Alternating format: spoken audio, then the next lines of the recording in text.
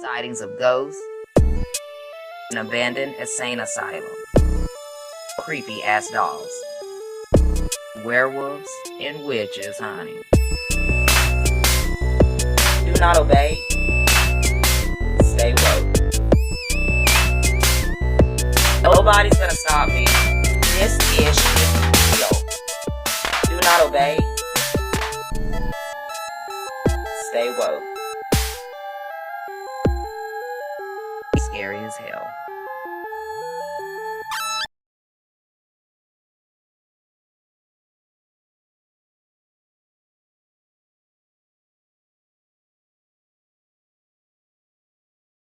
Saw something that was a camel and an elk mixed together, but also knew that my partner was seeing something completely different. There is something in the woods near Cherokee. My husband, 23 male, and I, 22 female, have been on our wedding anniversary for over a week now.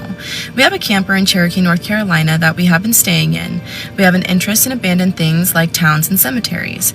We decided that we would go visit Connor Cemetery near Couches Creek off of Newfound Gap Road. If I mispronounced that, so sorry. We arrived to pull off close to where the trailhead is supposed to be. We get out and started walking towards the opening in the woods where there's a trail. The trail itself is visible, but you would have to be looking for it. We're walking in, heading towards where the cemetery is supposed to be. I'm in front looking down, checking for snakes and holes, and my husband is behind me. We have paused for a second, and he said, "Babe, look at that statue." I start looking around and say where, and he points to the direction. What I was expecting was like an angel statue that you normally see in cemeteries. That is not what it was. I look upwards further up the trail, and off to the side is what looks to be 12 to 15 foot tall deer/elk statues. The statue looks like it was either made up of wood or wrapped in a leather hide and looked preserved. The problem is that nowhere online had it mentioned the statue or anything of the sorts. It started giving me this uneasy feeling because it had a stranger face, and it was just a weird place for something like that to be. My husband then said that he did not like it at all and that we should go. As soon as he said that, we turned around and left as fast as possible. Once we got back to our car, I told him that it did not feel right at all. He agreed with me and said that he saw a deer-like face with no snout, and he thinks that it had blinked and its right ear had moved, but not like a normal animal ear, but a full 360 rotation. I told him what I saw was like an elk body with a camel mixed in with an elk face. On the way back to our camper, I started thinking that I should have taken a picture of it, but unfortunately did not think of it at the time. Once we were back at the camper, we started researching things and could not find where this was ever listed or even seen before. We decided to go back to a local Native American bookstore that we had gone to previously and speak to the older lady who runs it. We had explained what had happened, and she advised us to speak to the visitor center in the national park to see if anyone had something similar or if they knew of any native stories of something similar. She had also said that sometimes the things choose for you to be the only ones to see it. We had thanked the lady and left back to our camper. Now I am here typing this out and thinking what we have possibly seen out there in the middle of the woods. If you have any information on what this could be, please let me know. We will be going to the visitor center tomorrow, and most likely we'll be going back into the woods to see if it was still there or not. Edit, I wanted to add this before we got any comments. We are both from the South, born and raised in small towns. We have both been around deer and outdoors our whole lives. What we saw was not deformed and was not moving. It did not have CWD. I found this story and I messaged OP and I was like, "Hey, can I use this story?" And they said, absolutely. What the fuck do you mean you saw a camel and elk-like thing? That's the portion that I saw, because you guys know I don't read stories before I read them to you, okay? And I saw the elk portion where she said elk/camel, and I was like, wait, I need to read this. To me, it sounds like they saw two completely different things, but were looking at the same exact statue. One of them saw it moving, and the other one did not see it moving. And the fact that even this woman at the place they went to for the history of this national park had no idea is also really alarming to me. To say that this is creepy is an understatement. This video, you're going to want to Google 3 words. This story comes from one of my followers out of Cherokee, North Carolina, and this was a night that changed his life. Coming from Cherokee toward Gatlinburg on the Parkway, there is a road that you can take that will take you to Haywood County, North Carolina. If you take this road to go back into Haywood County, you will eventually find a parking lot. And once you park in this lot, there is a huge mountain in front of you, and there's an overlook to where you can view this mountain. This gentleman said that one of his best friends, who happens to be a native, is actually the one who introduced him to this phenomenon. When you drive up to this parking lot, there is a legend that if you blink your headlights a certain number of times, that on the distant mountain, which is completely dark and massive, that if you'll wait just a few moments, you will see lights start to flash on this mountain. Sometimes it will be stationary, it will not move at all. Other times it will flash. It will move from one side of the mountain to the other in just a blink of an eye. His native friend always told him that as long as this white ball of light stayed white, there's nothing to worry about. But if it turns red, trouble is coming. Now, he and his friend had done this on several different occasions. They would drive up to this overlook, this parking lot. They would look at this mountain, flash their headlights, and every time they would see this white ball of light moving all around the mountainside. However, one particular night, while they were there, they were watching this white light. His native friend said, "I'm going to do a native war cry just to see if anything happens."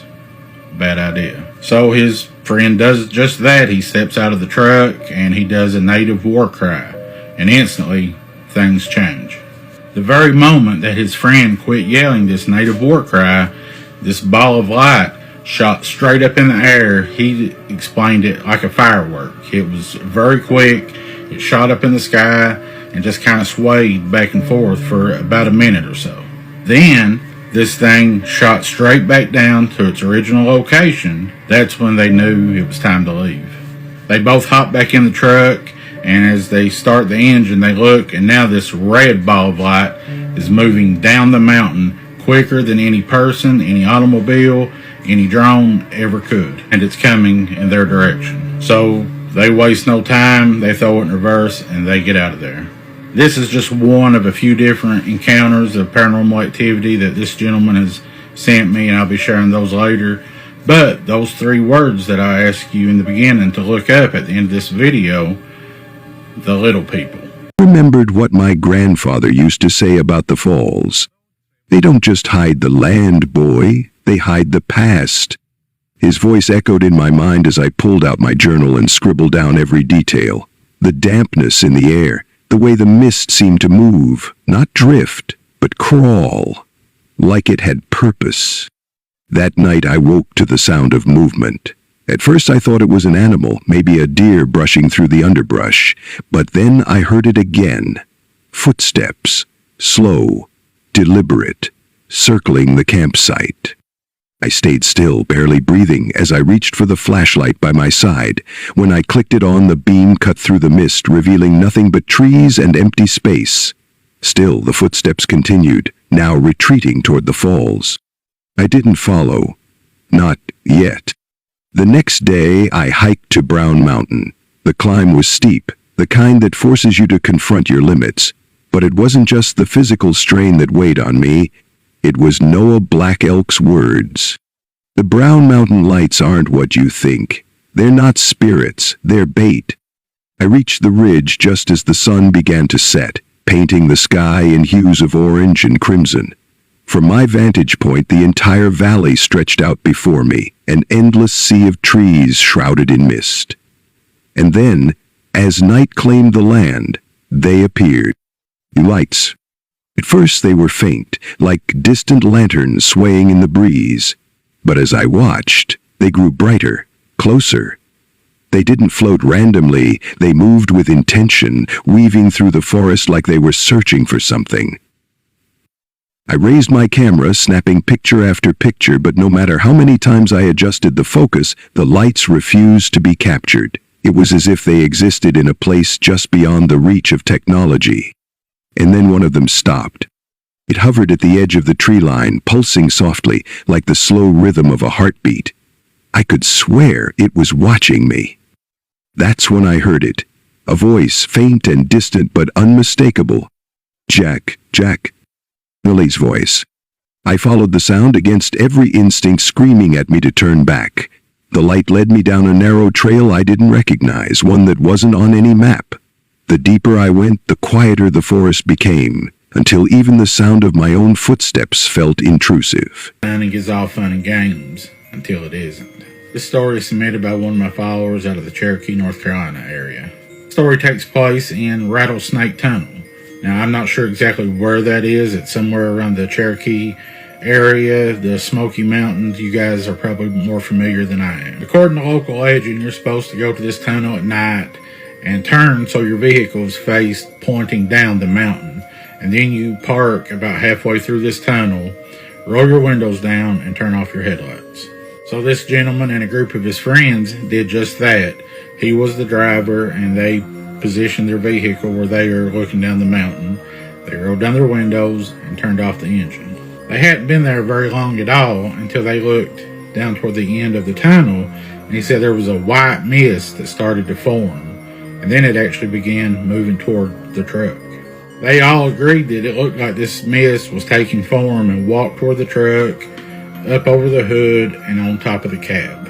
After this mist moved over the truck, he said he began to feel a tingle start in his hand, kind of like you would feel when your foot falls asleep. But it ran all the way up his arm and shoulder and into his neck. This was really starting to freak him out, and he wanted to say something to his friends, but he said he couldn't speak. He tried to mumble out some words, and nothing would happen. The person sitting in the passenger seat actually reached over, started the truck, threw it in gear, and pushed his leg down on the gas. The passenger screamed, "Go!" and so the guy just flew out of the tunnel, and when they got out, he started to feel better. He asked, "Why did you do that? Why did you start up the truck and tell me to go?" His friend said that he could tell that he was trying to talk but was unable to. He was just mumbling, and when he turned his head back around to his window, there was a face actually leaned in the truck looking at him. As his friend was telling him about what he seen, his sister in the back seat said, "Oh my God, look at your neck." And then they noticed he had a perfectly formed handprint around his neck. You could make out 4 fingers and a thumb. It then started to feel like a sunburn. It was actually burning his neck.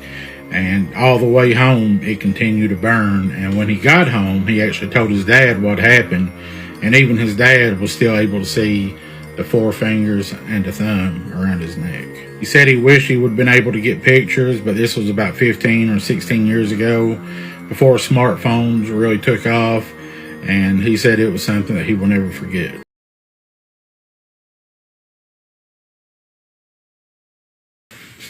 So I want to talk about like the black and white war paint and definitely where it came from. In Native American culture, there is a demon called Sharp Elbows, and he has 2 faces, and his eyes are black and his skin is white all over, and it absolutely is a demon, and we've caught it on camera. You can see it here. You can almost see like the second side of its face where it's formed on the side. Native Americans used to dress like the demons that we saw to go fight the other tribes because they knew they were demons as well.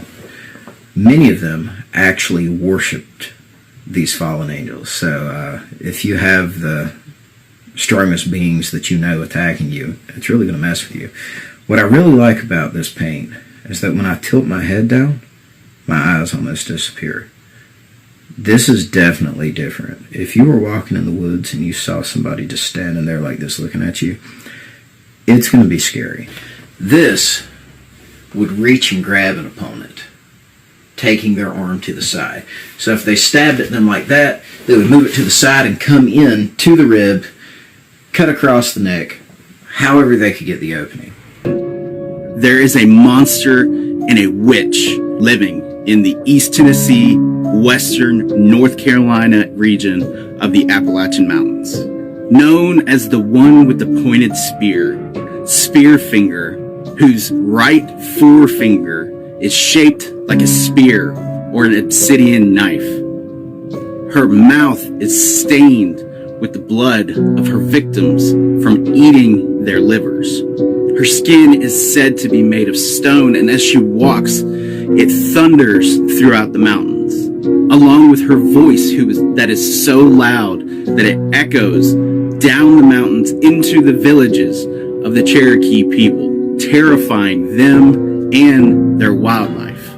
She is said to haunt the trail that joins Chilhowie Mountain and the Little Tennessee River. Now, she's said to make her home in Whiteside, a thunder mountain. I said you wanted more pictures and proof of ghosts.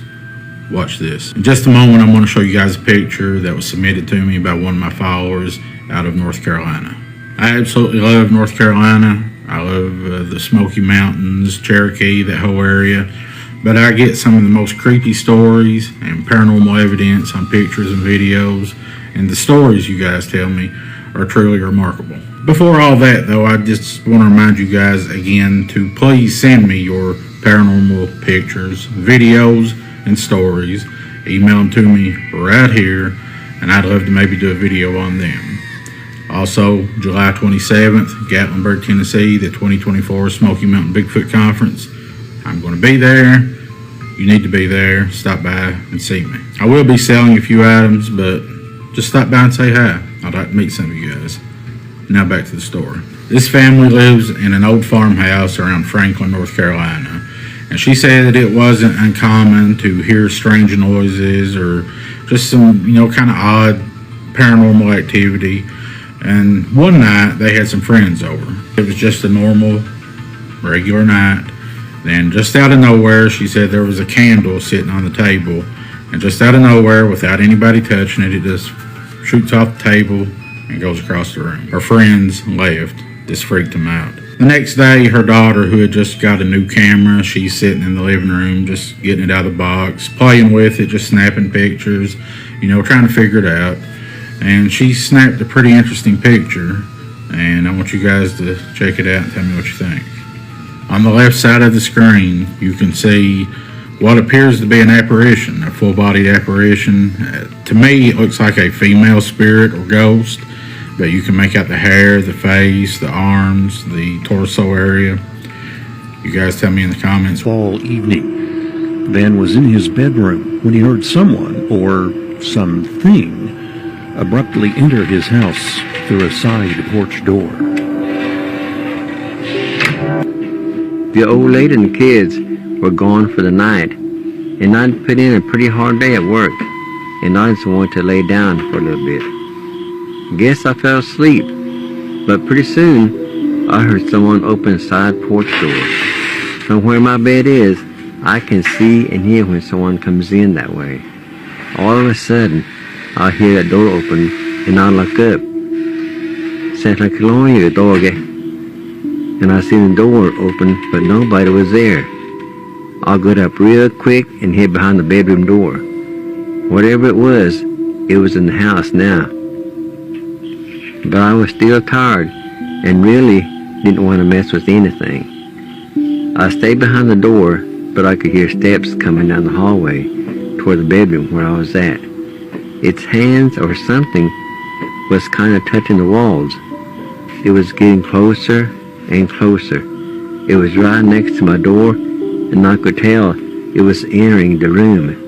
I waited a second, then jumped out and said, "Yah!" All of a sudden, I heard steps going real fast as it ran down the hallway, and I saw the door open again and close real fast. Whatever it was gone and never came back, and I finally got my rest. Heart of North Carolina's Appalachian Mountains, where mist clings to the trees like ancient spirits and the wind whispers through the hollows, the legend of Sul Kalu, or as he's more commonly feared, the Cherokee Devil, has haunted these lands for centuries. Some say it lurks in the thickest parts of the forest, its piercing red eyes glowing in the dark like burning embers. Others claim it can speak without words, entering the minds of those who dare to cross into its domain, twisting their thoughts, leading them astray, or driving them to madness. But what if the Cherokee Devil isn't just some backwoods legend? What if the key to its true origins is written in stone? Nestled in the remote hills of Jackson County, North Carolina, sits an ancient relic that defies explanation, Judaculla Rock. This large, mysterious boulder is covered in hundreds of strange carvings, twisting lines, humanoid figures, and claw-like marks that resemble something not of this world. The Cherokee believed Sul Kalu was no ordinary spirit. He was an ancient being, an entity of power and mystery tied to the very land itself. Some say Judaculla Rock was a map, a sacred text left behind by the Cherokee Devil himself, detailing portals, forbidden places, or the lost city of Judaculla, a mystical settlement now swallowed by time. Others claim it is a warning, a reminder that not all spirits are meant to be disturbed. More chilling still, some modern-day cryptid hunters insist Judaculla Rock is a doorway, a place where the veil between realms grows thin, and where the Cherokee Devil still waits. Unlike traditional monsters, the Cherokee Devil doesn't just stalk the woods, it stalks your mind. Legends say it can influence thoughts, causing hallucinations, paranoia, and even temporary insanity. Some Cherokee hunters vanished into the mountains, only to return changed, their eyes dark, their voices no longer their own. Hikers and campers in the Blue Ridge Mountains have reported waking in the middle of the night, drawn toward the woods by whispers that weren't there before. Even today, visitors to Judaculla Rock claim they feel watched, experience vertigo, or hear low, guttural murmurs, as if the stone itself is trying to speak to them. Is Sul Kalu a guardian of the land, a being that has existed since time immemorial? Or is it something more sinister, something that lingers in the shadows of our history, its secrets etched into stone, waiting for the right moment to return? One thing is certain, the Cherokee Devil isn't just a story, and if you ever find yourself wandering near Judaculla Rock, remember this: some legends are meant to be left alone. The Cherokee people tell a story about a giant whose claw marks are still visible today.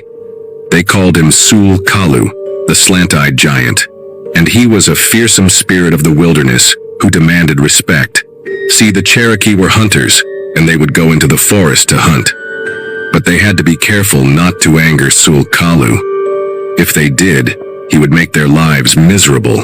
He could turn the trees against them, making them into snares and traps, or he would send bears and wolves to attack them. But there was one place where Sul Kalu's power was most evident: Judaculla Rock. It was here that the Cherokee would leave offerings for the giant, hoping to appease him. And it worked. For hundreds of years, the Cherokee people avoided this rock monolith, believing that Sul Kalu's spirit still lived within it. And to this day, nobody has been able to fully explore the rock. There are too many carvings, too many shapes and symbols that we just can't understand. Some say they feel dizzy or sick when they look at the rock. Others say they can feel the giant's presence watching them. So if you ever visit Judaculla Rock, be respectful. Don't stay too long. And whatever you do, don't touch the rock. You never know what secrets it might hold. Dang. Wait a minute. I don't trust it. We decided not to, and we just went to Mount Noble instead. But today was a different day. Bro. Oh.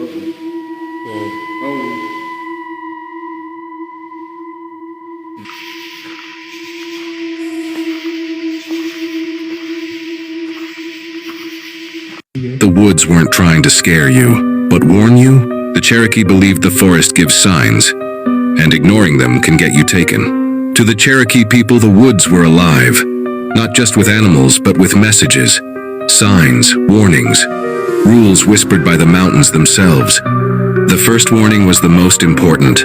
If the birds go silent, leave immediately. Silence wasn't emptiness. It was a sign that something ancient had stepped into the clearing. The Cherokee called it a measuring spirit, deciding whether you belonged in its forest. Second warning: if you find a perfectly formed circle of stones or twigs, don't step inside. Those were little people boundaries, Yunwi Tsunsti. They were protectors, tricksters, watchers.